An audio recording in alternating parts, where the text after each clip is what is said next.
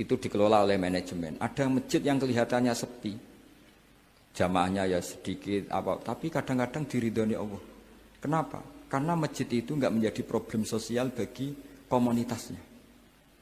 Saya beri contoh, masjid ramai tentu baik, enggak perlu saya ceritakan, karena masjid ramai itu ya mesti baik.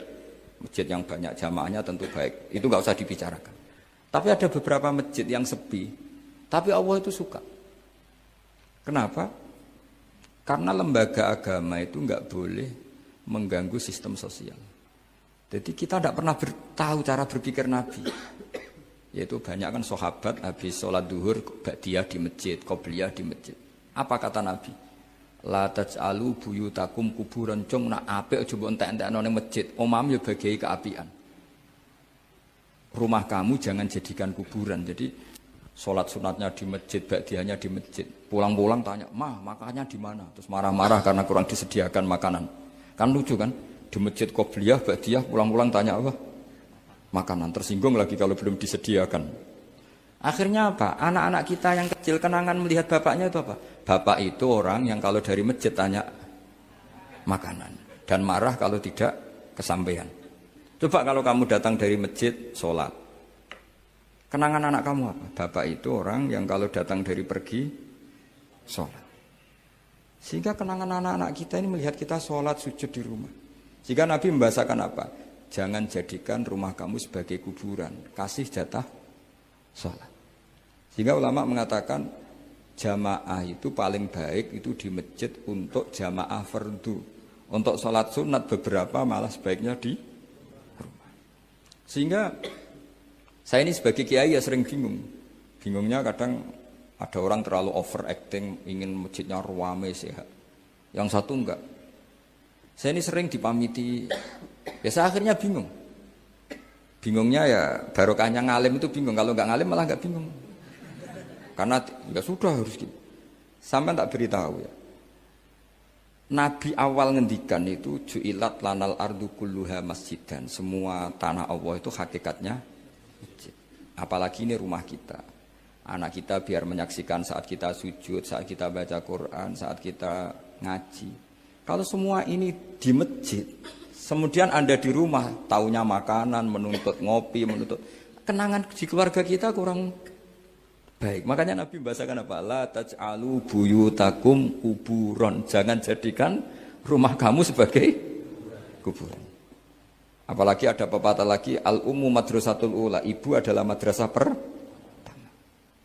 Coba kalau kita ngajarin Quran di rumah, ya tentu masjid ya tetap ada kegiatan, tapi jangan sampai mematikan rumah.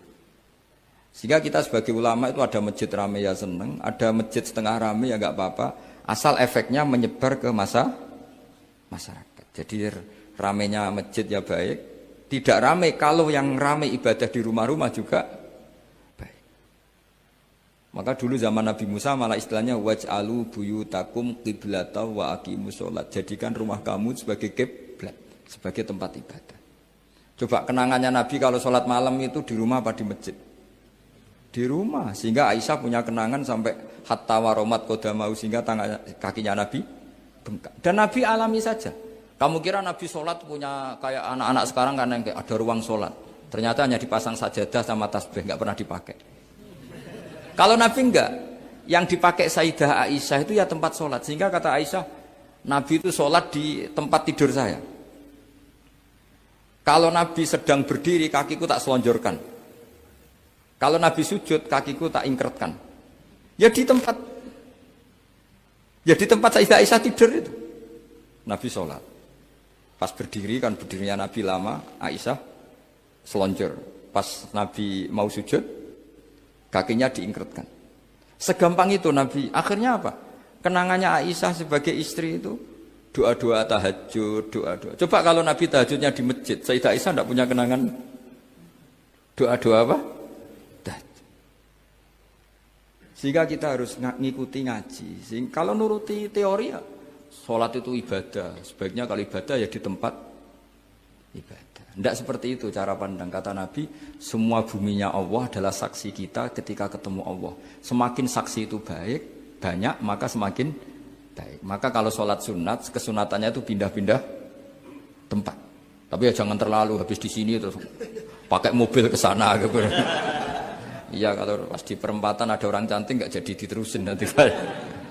Tapi ini sama saya cerita ya. Jadi di antara mengkaji Quran itu mengkaji cara Allah membuat khitab. Dan yang kunci semua adalah Allah adalah zat sing otoritatif, malikul umurikul dia, pengendali dari semua.